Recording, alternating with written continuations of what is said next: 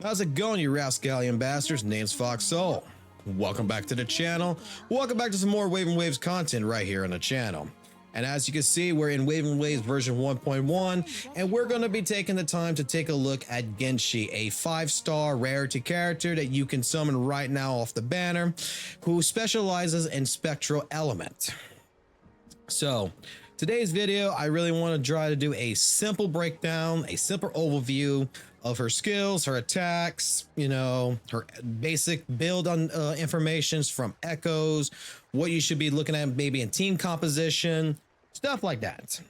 None too crazy, none too fancy, and just to give you a good idea whether or not this is the character that you would like to summon for, or you would like to bypass and wait for Chan-Li next. So, without further ado, let's get started.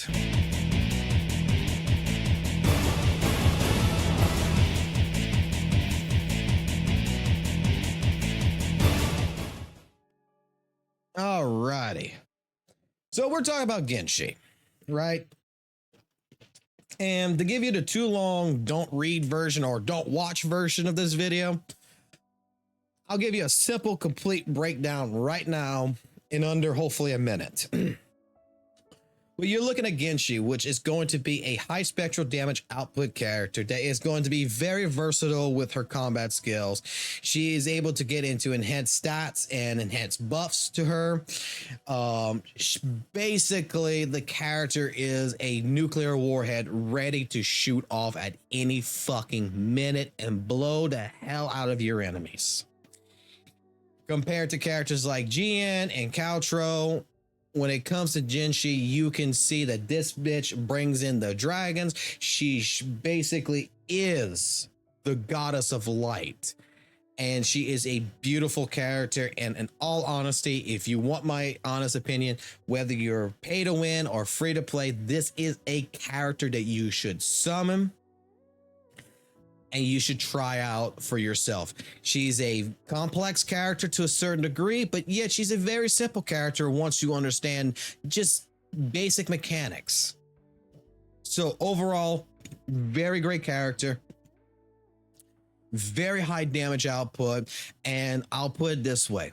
When I first saw the leak footage of the character and everything, I wasn't that amazed with the character, but after playing her, my opinion has changed to where I'm going to tell you that she is absolutely cool as shit and beautiful. So take that with how you want, and hopefully I didn't waste your time. Simple as I can possibly put it, but yes. Now, if you're looking into, you know, more information about the character, this is where we're going to get into the next part. I just wanted to give a basic, simple, hey, too long, don't watch video. So that way we save you 15 minutes to 20 minutes on the video. But in all honesty, when it comes to Jinhsi, like I was stating, she's a very high spectral damage output character. She is a main DPS character. Jinhsi excels in dealing, like I said, high spectral damage. I can't say that enough. It makes her a powerhouse to almost any team composition. Her skills are basically designed to maximize the damage output, especially when you utilize her resonance skills efficiently, because her resonance skills will allow her to get into an enhanced status, as well as buff herself. And this right here we're going to discuss really quickly is basically what we call the incantation state, which will significantly boost her damage and provide more various combat benefits in all general to her attacks. With that being stated, again, she is a very versatile character that, you know, her skills include a variety of attacks, and I'll show this to you here shortly. But from heavy strikes to mid-air assaults, she gives you the flexibility in handling different combat scenarios multiple different ways. And that's what I think I love about the character. If you ever played anime fighting games like Guilty Gear XR, Guilty Gear Strive, Blaze Blue or something, this is where I'm getting more and more excited about Wuthering Waves, is that characters are becoming in this game like a true fighting game. You have versatile combos and such. And Best way to showcase this, I think, is legitimately is to come here to skill training. We're going to come all the way to the bottom right here. We're going to pick our Jinhsi and we're going to press continue. And we're going to go into the basic tutorial scenario here. This will show you the her basic stuff. So that way, if you haven't summoned for her yet, hopefully this will help you determine whether or not you want to summon for her or not. So, basic attack tutorial, performing 4 consecutive attacks, dealing spectral damage. She's got her basic 4. Oh, I just completely screwed that up right there because I didn't mash. But you know, she's got her basic 4-hit combo. She's got her jump combo, her jump heavy, which does spectral damage. She's got her heavy, which if you just hold down the button, boom, spectral damage. Nothing to think. This is where we're going to get into the resonant skills now. This is where, again, this is where we're going to see, you know, a slight little buff, because that is going to come into the effect of when we're going to get into our combos. So the 4-hit combo that we're going to be doing is going to allow us to get into overflowing radiance. So as you can see right here, with the radiance, overflowing radiance, she deals spectral damage in an incarnation state. So you can see the horns on her head, which allows her now to go ahead and do additional damage and then go into an additional scenario. This is where, like I said, this character gets enhanced buffs and gets an enhanced different combo scheme. So this is very versatile. So if you're, like I say, if you're into like fighting games like I am, this should come into you like, holy crap. So this character compared to Jin, Cal, other DPSs in the game, she is more versatile. She has more different options available to her. So while in Incarnation, alternative hard heavy attack also becomes available to attack mid target mid combo and also deal stamina, called stamina and dealing spectral damage.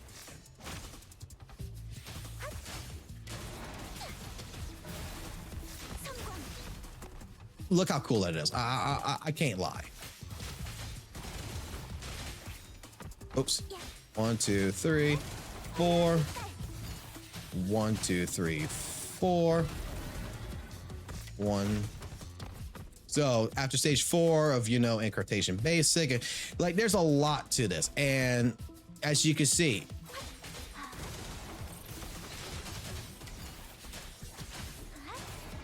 I'm just gonna go really quickly and doing this. Boom. Goddamn fucking dragon laser beam. And then for her ult,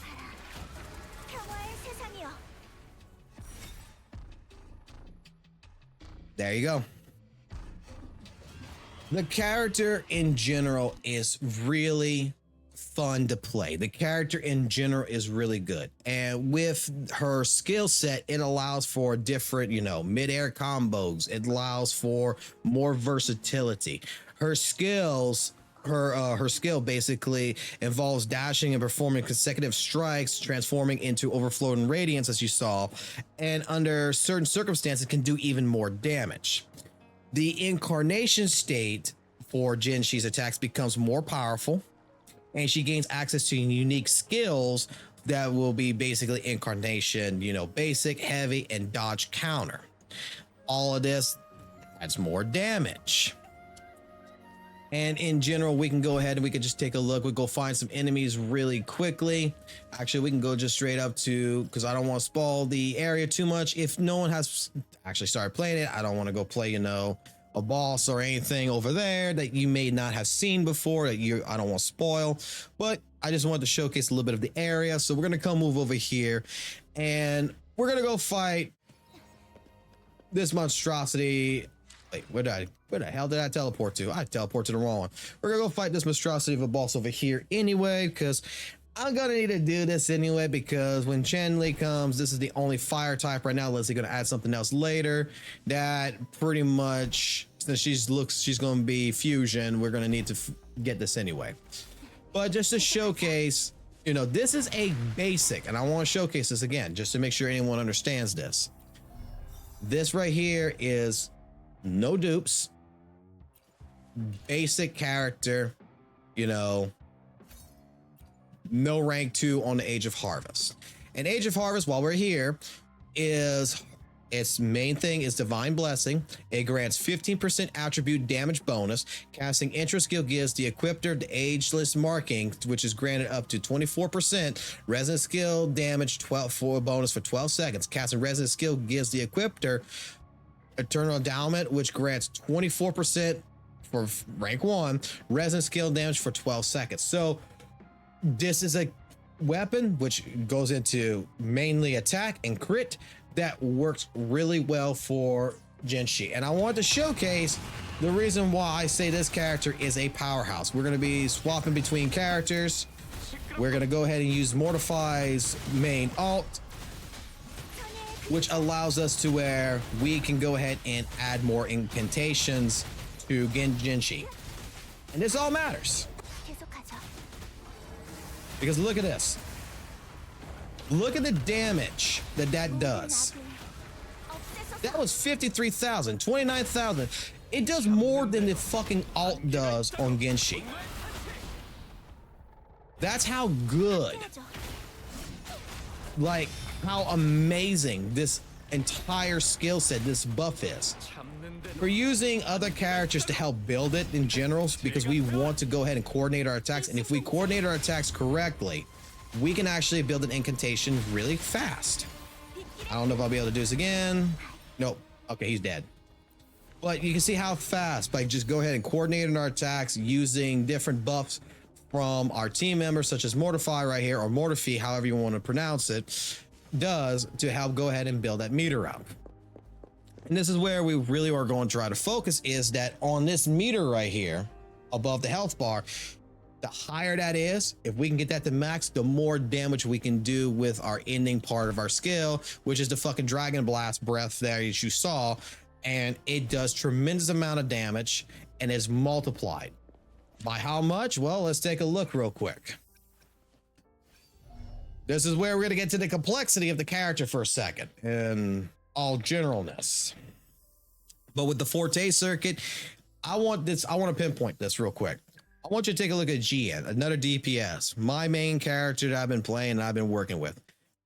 As you could see, we only got like 2 pages worth of information really on GN, right? We go to Jinhsi. We got a fucking novel of different things. This is where the complexity of the character comes in, and it's not really that much of a complexity. It's just that a lot of this you may not completely understand, and I don't really understand. It's just a lot of information. But the key points of what we're going to be really looking at into this is like after stage 4 of incantation, basic attack, incantation terminates, Jinhsi gains Ardent Glow, and it can be cast in mid-air while Ardent Glow. Basic attacks is replaced with heavy attack. The attack damage in mid-air, we're looking at resist skill, is replaced with I don't even know how to pronounce this, and I'm not even going to try, but it sends out solar flare that detonates as stellar glamour, dealing spectral damage that shortly is delayed after a short delay. Consumes up to 50 incandescences, which each point incandescence gaining a bonus damage multiplier percentage to stellar gap. What does that fucking mean right here? This is right here. This is the dragon breath. If I'm not mistaken, correct me if I'm wrong, but I am not mistaken on this, hopefully. But each incandescence that we have, additional multiplier, is 38%.48%. Now, I said I wasn't going to get too far into this, but this is something I would like y'all to understand. Take this, and with Stellar Glamour, which is at 357%, and this is at level 8 right now. So you take this multiplier, you times that by 50, and then I would believe you would times that at 50 by here. You know how fucking high that percentage is? We're at 500k, so we're basically like, yeah, the damage multiplier in this is fucking ridiculous, and this is at a base level. We can take a look at the resonance chain here in a minute. We also have the ability for Unison, which while Jin has Unison, switching to other resonators will remove Jinhsi's Unison to trigger Jinhsi's outro skill and the incoming resonator's intro skill. Unison will be consumed in priority in place of Kinetico Contro. I forgot how to pronounce it. I'm sorry. But the energy that allows you to switch between characters. So when it's full. So if the energy is full and this is full, this will take priority over. meaning that you can swap without even wasting that, and then you can swap back again, and you can get basically an intro, outro in a rotation. It is fucking goddamn fucking good. The character in general is fucking amazing. The thing about the character is that I don't see many cons. The only con that I can see in it is that you're not going to want to run a full spectral team in this case. She's going to really be more adaptive to that of having different types of characters with her. So for example, just to put this in here, I think it's going to be within here as well. That's going to explain it with incantation, I believe. Yeah, Jinhsi can hold up to 50 incandescences, and when each party is all nearby residue gains area unity. Areas of unity provides 2 independent effects. So Jinhsi gains 1 incandescent anytime a resonator in the party inflicts attribute damage. This effect may be triggered by damage of the same attribute up to 1 time every 3 seconds. Additionally, Jinhsi gains 2 incandescents when a resonator in the team party damages an enemy with coordinated attacks. This effect may be triggered coordinated attacks of the same attribute for 1 time every 3 seconds. The thing that we've been testing, and this is where I've been looking at, is that if you go ahead and use a character like Mortify, you use Yinlin on her because it's a different attribute. They are going to do electric damage, fusion damage, and for example, with Mortify's here's alt that you use and you put on Genshin, you swap over because it's using that attribute of fusion or electro, and you're attacking at the same time. Basically, you're building your incandescent meter 10 times faster. Now, this is where I would say that if you are planning to like legitimately play the character and really want to work with the character, I would recommend it, and I'm going to try to do this myself for her, is to at least get her to summon 2, so that way you can use cross-front repulse, which she restores 50 incandescence while staying out of combat for more than 4 seconds. This effect can only be triggered 1 time every 4 seconds. So when she's out of combat, she restores her incandescence, so that way you don't even have to worry about filling that damn meter up. You just got to swap. When you swap, you get 50 incandescents, you swap back in, you can keep going ahead and using the nuclear fucking goddamn laser beam from fucking hell divers out of that dragon's fucking mouth. It's a beautiful character. It really is. And to get into the next part, which we'll get into, which is her echoes. They're, like I've stated before to a lot of people on live streams and older videos, when it comes to the echo mechanics in this game, you can build however the hell you want. So don't take what I'm telling you as a 100% way of doing something. But I'll put it this way. To me, you can go either 3 different types of builds. You could either go into the spectral damage echoes, which will be the primary ones that you would like to go for, in my personal opinion. You could even do lingering tunes. That would work for her because that would increase her attack damage. Or you can do a mix of doing spectral and lingering tunes, in my personal opinion. You don't have to worry too much about the energy regen with moonlit or anything, because in all honesty, I haven't yet to have a problem with the energy regen just from these echoes as such. So the echoes that we got, we have the new boss, which, spoiler, I apologize, but we have the new boss that you're able to collect, which is perfect for Jinhsi. And this character right here, I believe that we can get a full breakdown on its information here. That, where is it? It's been a little bit since I did all this, but basic idea of this is that we can summon Jude to attack enemy spectral damage. Resonator can perform resonant skill damage. I'm trying to remember because there's a way of doing this. Whatever, I will figure it out later because it gives you an entire scenario of the entire character, and I forgot how to go ahead and get that information. I would have to talk to someone else probably really quickly, but the one that we got right here that we went for is straight up the crit rate. So I did a crit rate dragon because primarily that is what she's based on, We have heavy attack bonuses. We have resonant liberation damage. You know, all this right here. We did good summon. I did another boss, the other spectral boss, which is the Morning Axe, that we did as a crit damage, because with her weapon being that it is with Age of Harvest giving us 22% already in crit rate, there was no point in doing 2 crit rate bosses. So we left one as a crit rate as a main stat, and we left the other one as a crit damage. And then we just went ahead and made everything else as attack and just tuned it to get better stats. So that way we know heavy attack damage bonus, basic attack bonus. Pretty much what I was trying to go for, in all honesty, was more of anything that was going to be for the skill set, but I didn't pull those. So I wanted to actually, only one we got it for was with our main one. But I would suggest that probably one of the tuning factors would be to make sure our res skill damage bonus is included in all of these. I don't have the echo energy. I would have to spend a week or so to go ahead and grind that out, to go ahead and do that. Don't feel like doing that right now. I feel like this is good enough for the character for what it is trying to achieve. But I would suggest, my honest opinion is that for her, you would do a full spectral, a full spectral set. You would go ahead for Celestial Light, you know, so that way you can get all the benefits out of it. It's really overpowered to a certain degree for her, especially, you know, upon using intro skill, and spectral damage will also increase.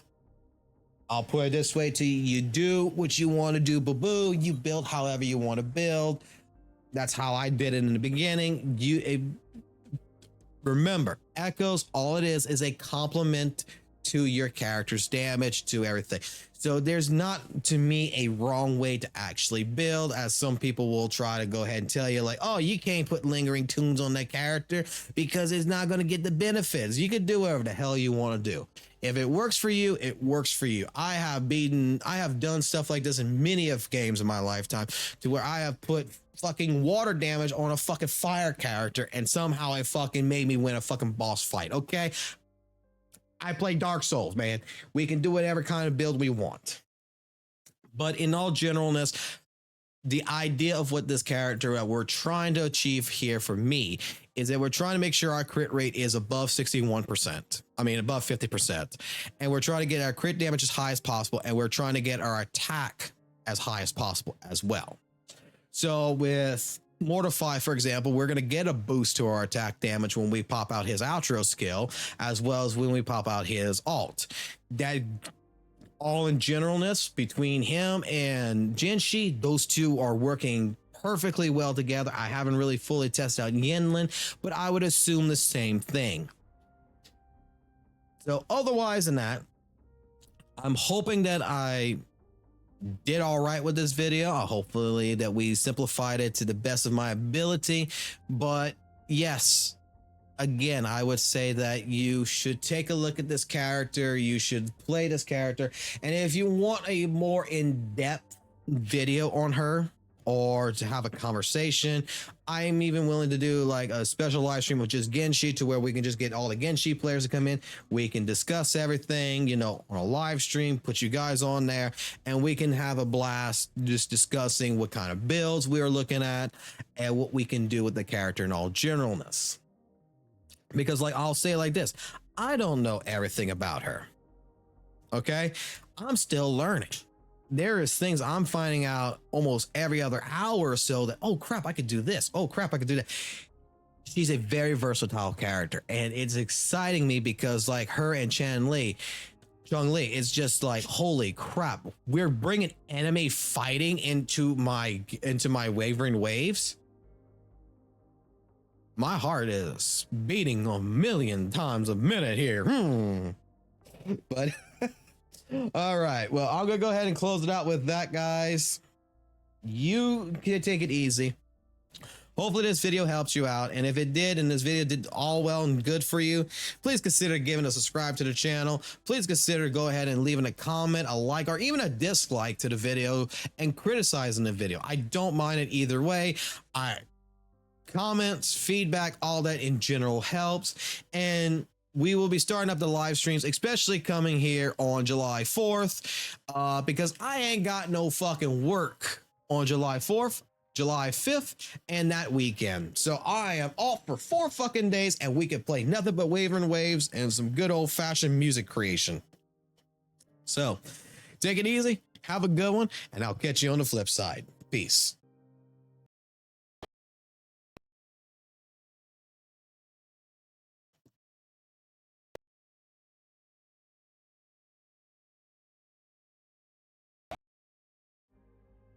Oh boy, my outro is not working properly, and I think I know why. Give me a second. There we go. Yeah, that's what happens when I leave Spotify on for some reason. Not sure why, but it just crashes like that. See you on the flip side.